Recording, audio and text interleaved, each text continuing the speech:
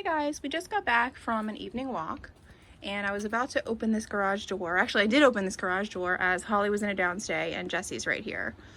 The first time I did this, Holly tried to flee as fast and as hard as she possibly could because she was terrified of the sound that this made.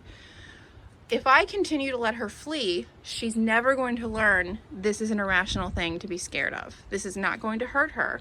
So what I'm going to do is hold her accountable for staying in her downstay even though this big scary thing is here. And she will realize there's actually nothing to be scared of.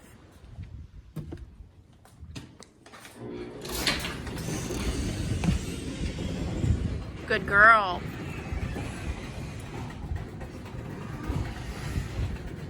So the first time that happened, she's on a tieback. She tried to run, she hit the end of the leash, and I said, no, down. So she goes, fine, I have no other option but to go back into this downstay, even though I'm scared of this door.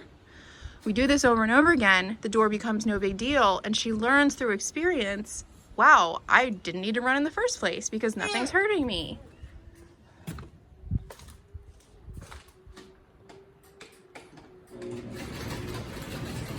Good girl.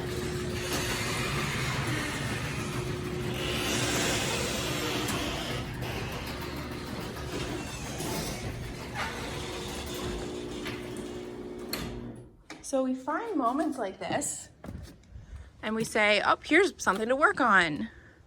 Good girl.